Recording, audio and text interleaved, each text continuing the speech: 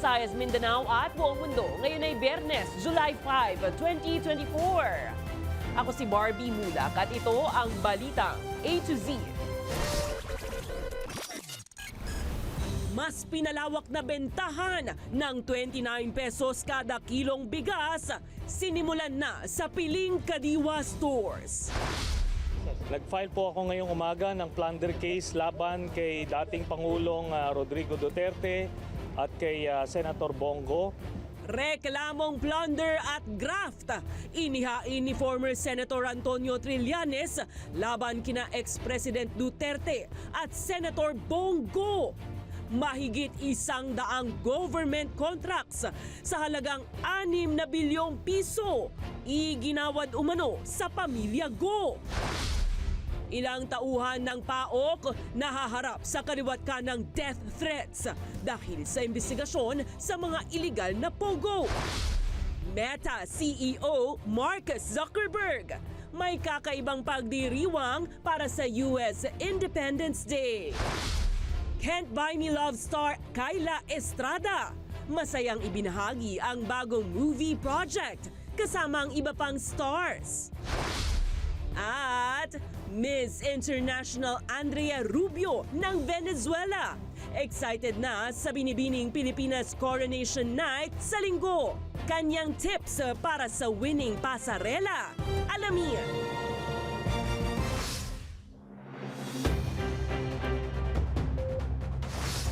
Magandang gabi, pambungad sa ating newscast. Sinimulan na ng Department of Agriculture ngayong July 5 ang pagtitinda ng bigas sa presyong 29 pesos kada kilo. Ito ay sa Piling Kadiwa Store sa Metro Manila at Bulacan para sa vulnerable sector kabilang ang mga senior citizen, PWD at Pantawid Pamilya beneficiaries. Maibalitang A to Z si Ace Cruz.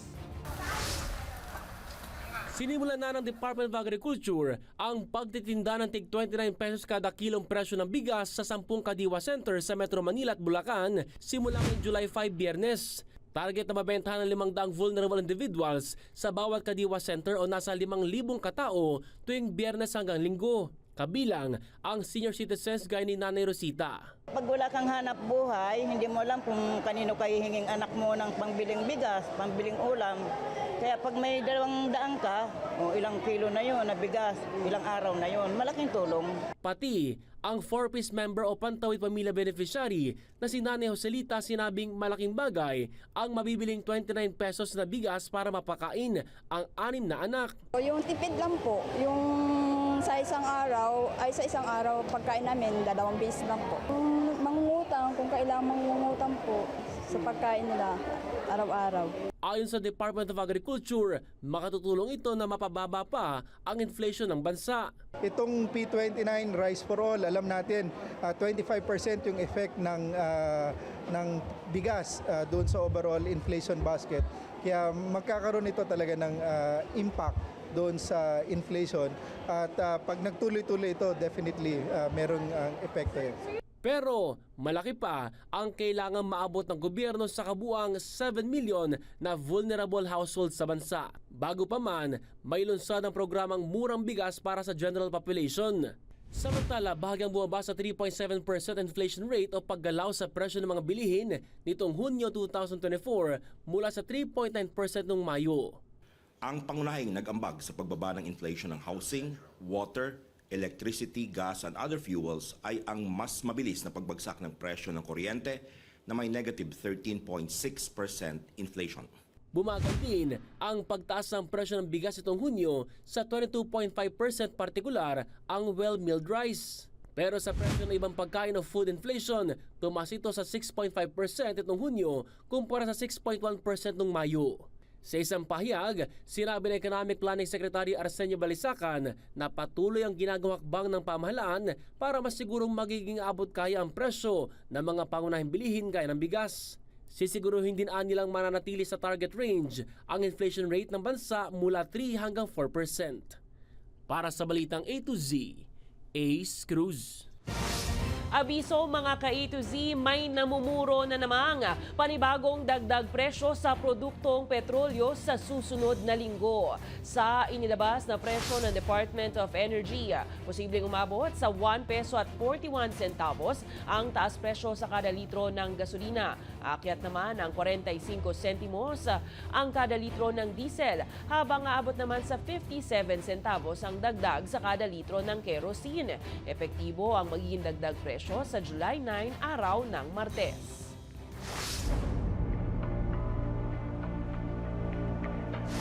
Sinampahan ni former Senator Antonio Trillanes sina former President Rodrigo Duterte at Senator Bongo ng reklamong plunder at graft.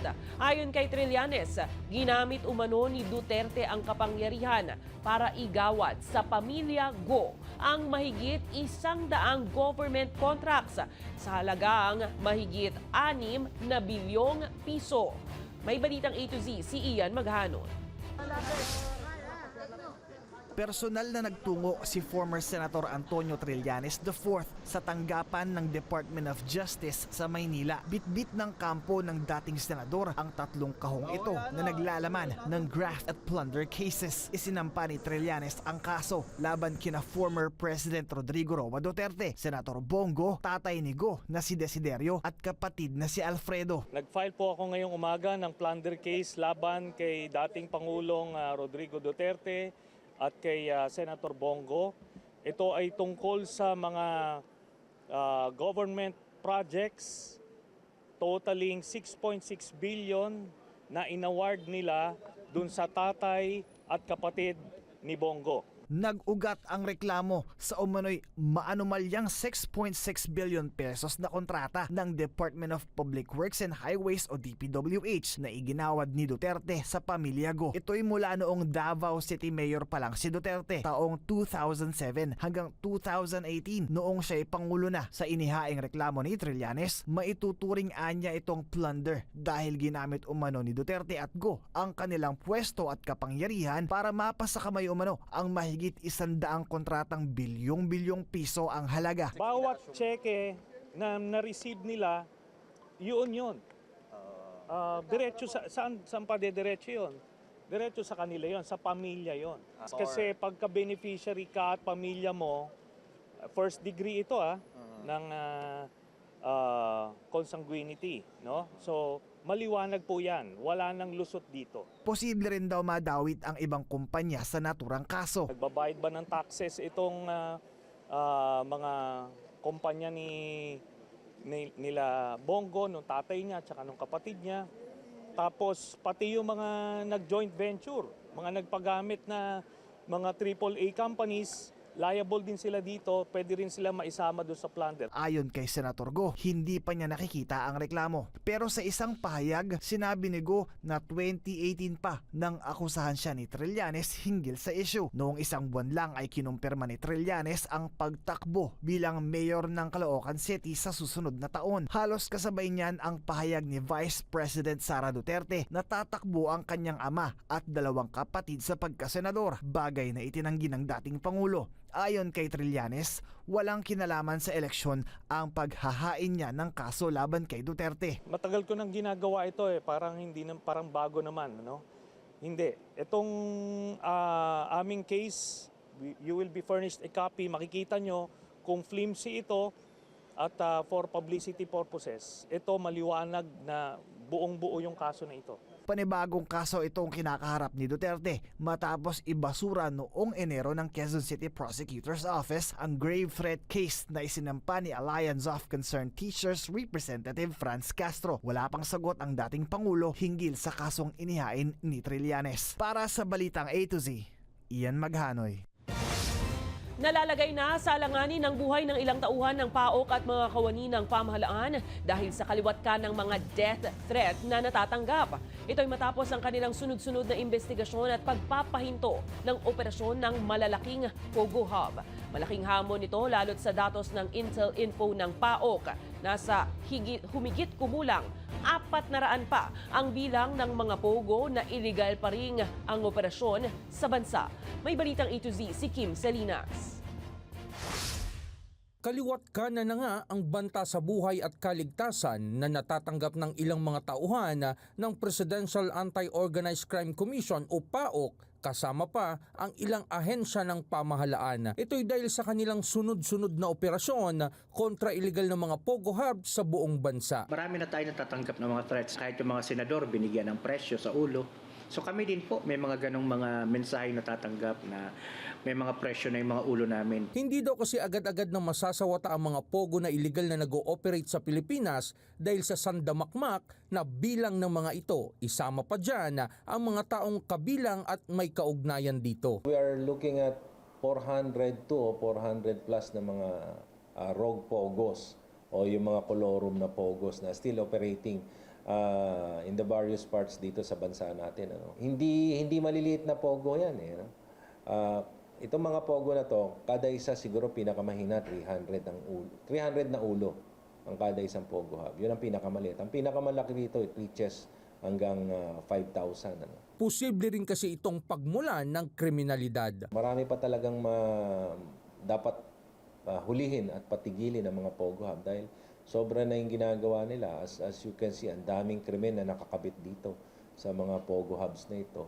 May kidnapping, may murder, may torture, may scamming of course, human trafficking, prostitution. Sa tala ng PAGCOR, aabot lang sa 46 ang bilang ng mga legal na pogo at may lisensyang mag-operate. Karamihan pa dito nasa Metro Manila at Cavite lang. Pero sa kabila ng pagkabahala at mga banta, tuloy-tuloy pa rin umano ang kanilang mga investigasyon para tuluyan ng masugpo ang illegal na mga pogos sa bansa. Nakakatakot po yung mga nangyayari. Siyempre, tao lamang kami. Pero mas importante yung trabaho natin. Kasi kung wala pong gagawa ng trabahong ito, paano na lamang pong problemang ito? Para sa Balitang Ito Z, Kim Salinas.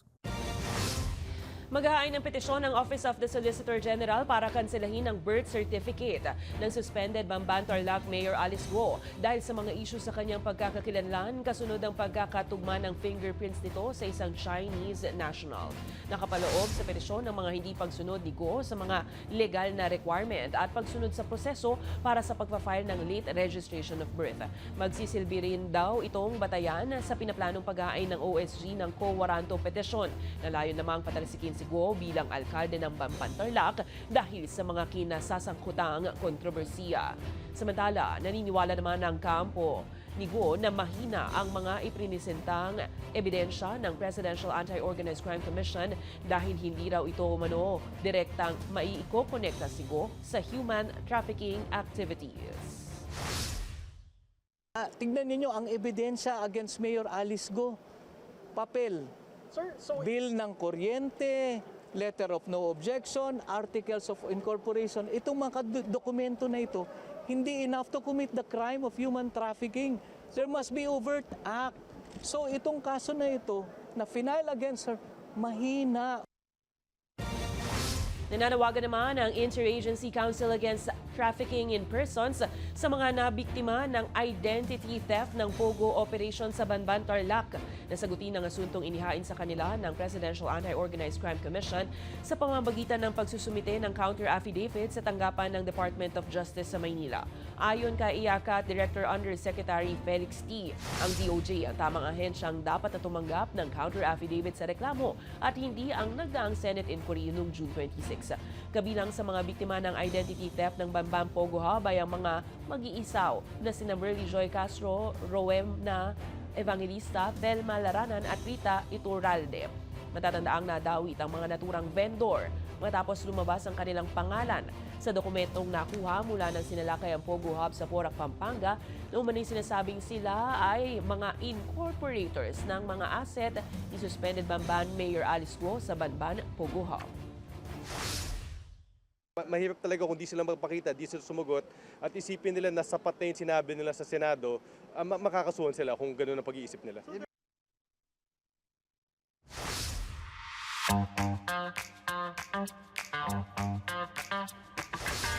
Surfing in USA. Ganyan ang naging peg ni Meta founder and CEO Mark Zuckerberg sa pagdiriwang ng Independence Day sa Amerika ngayong July 4. Talaga nga namang ramdam na ramdam ni Zuckerberg ang 4th of July dahil tila minanilang nito ang pagsusurf sa dagat. Suot ang kanyang magarang tuxedo at sunglasses habang hawak-hawak ang watawat ng Amerika at isang beer.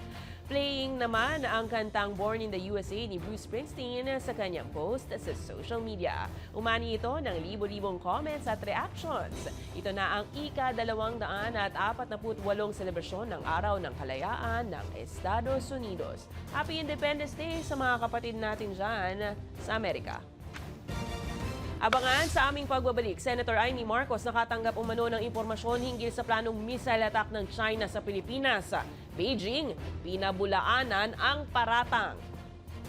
At Gilas Pilipinas center player Kai Soto, negatibo sa rib fracture injury matapos ang naging laro kontra Georgia. Pero makapaglalaro pa kaya siya sa susunod na laban sa semis? Ang sagot sa pagbabalik ng Balitang A to Z.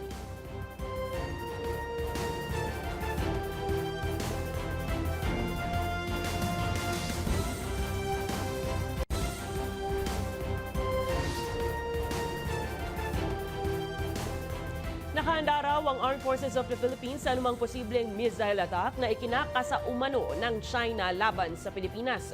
Ito ay matapos makatanggap umano ng impormasyon si Senator Amy Marcos patungkol dito. Bagamat pinabulaanan na ito ng China, pinaalalahanan naman ng AFP ang publiko na manatiling kalmado ukol sa sumisingaw na issue. May balitang A to Z si Naomi Almojano.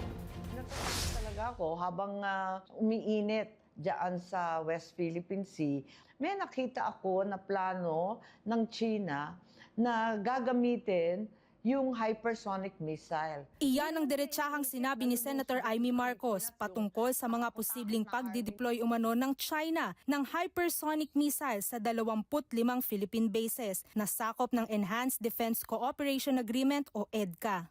Ang plano air at ang plano yung hypersonic missile at nakatakda na yung 25 na target nila. Pero mariing pinabulaanan ng tagapagsalita ng Chinese Foreign Ministry ang mga naging salita ni Marcos. Sa pahayag ni Mao Ning nitong Huwebes, sinabi niya na hindi niya umano alam kung saan nakuha ng senador ang impormasyon dahil malinaw umano ang hangarin ng China at ito ay mapaunlad ang kapayapaan. Dagdag pa ng tagapagsalita, hindi umano banta ang China sa kahit na anumang bansa. Ito'y sa kabila ng patuloy na panghaharas ng Chinese Coast Guard sa mga barko ng Pilipinas sa West Philippine Sea, lalo na sa mga pangaharang sa mga resupply mission. Gayunpaman, hindi naman iniaalis ng Armed Forces of the Philippines ang posibilidad na maisagawa ang mga missile at drone attacks. Pero ang sinisigurado ng hukbo, ang isa pong pwede nating gawin is we harden our facilities. We protect our facilities from possible missile attacks. Hindi lamang po, may mga iba't ibang mga technologies tayo ngayon that exists in order for us to protect ourselves from those kinds of attacks. Inabisuhan naman ng AFP ang publiko na manatiling kalmado, lalo't wala pang opisyal na ulat patungkol dito. Huwag muna magpanik po yung ating mga kababayan dahil sa information na ito. We are still in the process of verifying. Para sa Balitang A to Z, Naomi Almojano.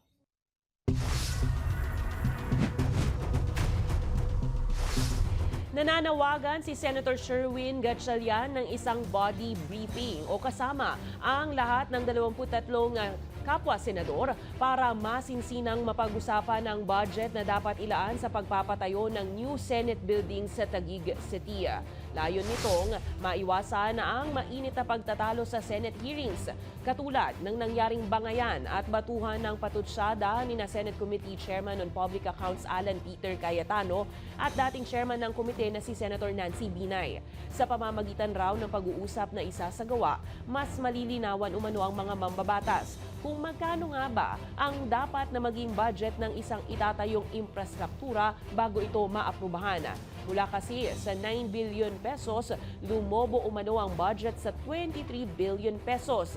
Nauna nang sinita ni Senate President Cheese Escudero sa isang Senate flag ceremony. Gayunpaman, kinumpirma naman ng Department of Public Works and Highways sa naturang pagdinig na 21 billion pesos lang ang nakalaang budget para rito. Kaya nga ang aking payo sa mga kasamahan, sa mga nakakausap ko, no, at least hindi ko nakakausap lahat, mag-usap-usap na lang tayo. Again, decision to ng body ng 17th Congress, decision to ng body ng 18th Congress, decision to ng body ng 19th Congress. And when I say decision, yung budget na dapat ilaan dyan, ina-approve ng body. Dumulog na sa National Bureau of Investigation ang mga pamilya ng nawawala pa rin beauty queen candidate at Israeli nitong fiancé nitong Biyernes. Ito'y para mapabilis na ang paghahanap sa magkasintahan na huling nilang nakausap noon pang June 21. Pahayag naman ng kapatid ni Yitzhak Cohen, Israeli fiancé ni Geneva Lopez, wala umanong natatanggap na banta ang kapatid nito bago ang pagkawala ng magkasintahan. Nasa 7 persons of interest naman ang hawak ng Philippine National Police para matukoy ang mga sangkot sa kaso. Ang gusto lang namin, makatap lahat ng mga taong pwedeng makatulong sa amin. That's why lumalapit na din kami sa ibang ahensya ng mga otoridad. Sa iba pang balita, humingi na ng paumanhin si Lexter Castro o mas kilala bilang si Boy Dila ang nag-viral na nambasa sa isang rider noong Wata Wata Festival sa San Juan City. Sa ibinahaging larawan ni Mayor Francis Zamora sa kanyang Facebook page, personal na humingi ng paumanhin si Castro sa naturang rider. Nagbigay din umano si Castro ng helmet at kapote sa rider bilang pagpapaabot ng tawad at pasasalamat. Paalala naman ng alkalde, magsilbi dapat na leksyon nito para patuloy na magbigay respeto sa kapwa at hindi makapanakit, pisikal man o emosyonal.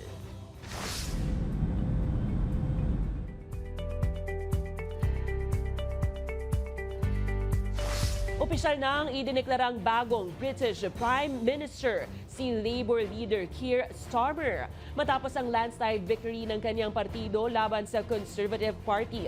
Ito ay matapos isagawa ni Starmer at King Charles III ang seremonya ng Kissing of Hands, hudyat ng kanyang pagsisimula bilang punong ministro ng United Kingdom. Dahil dito, maaari na rin bumuo si Starmer ng kanyang majority government. Sa kanyang unang talumpati sa Downing Street, ipinangako niya na bubuo umano siya ang kanyang gobyerno ng isang bansang may maigting na seguridad sa teritoryo, proteksyon sa mga mamamayan at pagtatrato sa lahat ng may dignidad at respeto. Pinangako rin niya ang pagkakaroon ng maayos at patas na pamumuhay sa bawat miyembro ng komunidad sa buong bansa. Si Starmer ang unang pinuno mula sa center-left party na nanalo sa UK national elections mula pa nung panahon ni Tony Blair na 3 beses namang nanalo sa halalan simula noong 1997. You have given us a clear mandate, and we will use it to deliver change, to restore service and respect to politics, end the era of noisy performance, tread more lightly on your lives, and unite our country.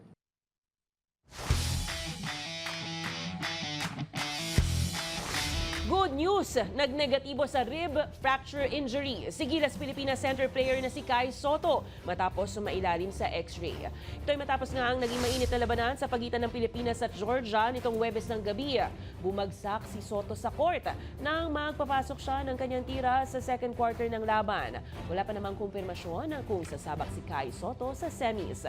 Gayunpaman, buo ang loob ng Gilas fans na muling mananaig ang galing ng Team Pilipinas sa pagkarangkada sa semis ng FIBA Olympic Qualifying Tournament ngayong Sabado kontra po yan world rank number 12 na Brazil nang sa gayon ay tuloy-tuloy nang makuha ang ticket sa Paris Olympics. Good luck!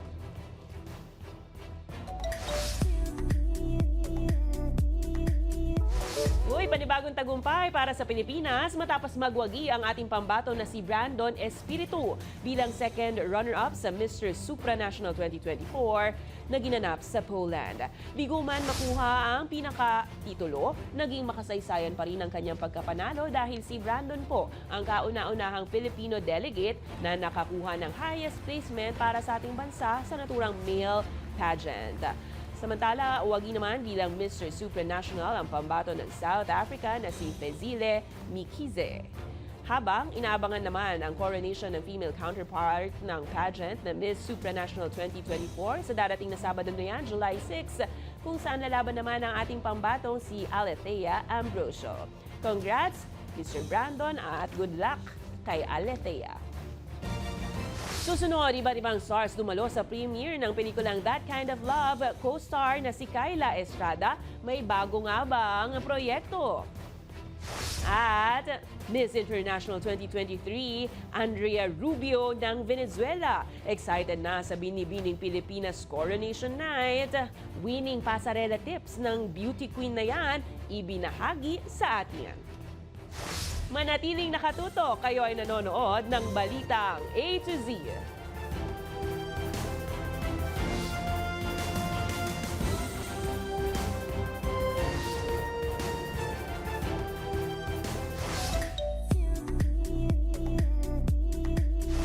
Iba't ibang personalidad dumalo sa red carpet premiere ng pelikulang That Kind of Love, kung saan isa sa mga karakter sa pelikula si Kyla Estrada.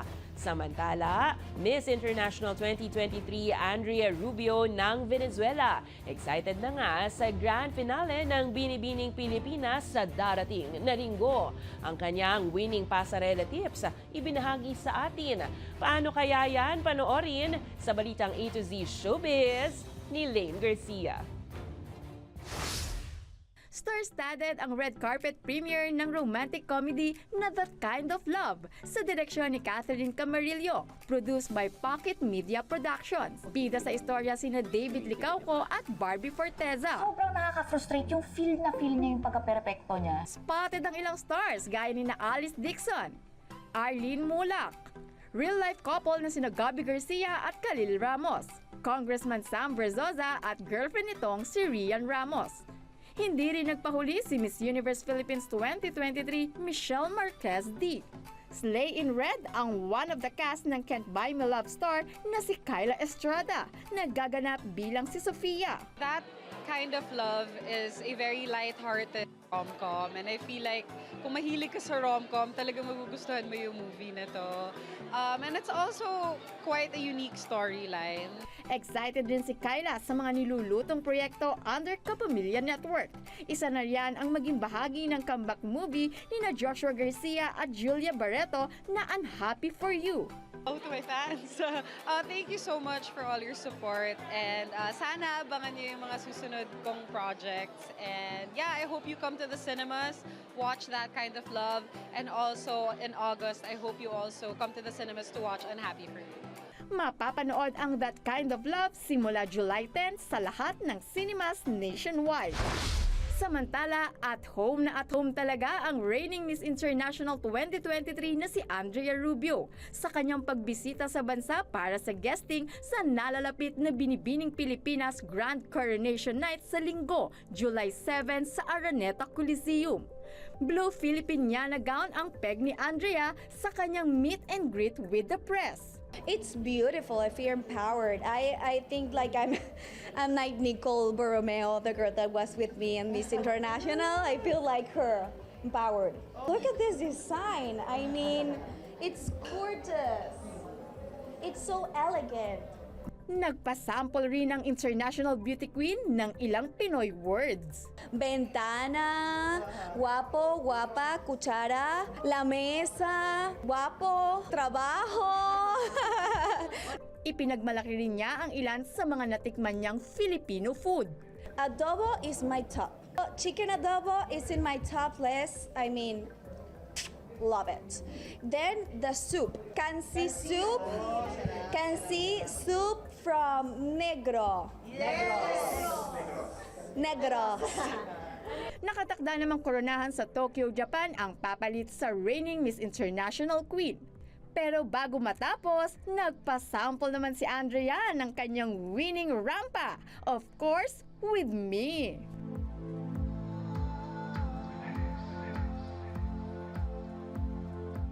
Rampa pa more! Para sa balitang A to Z Showbiz, Lane Garcia. Binibining Pilipinas, A to Z pala yan.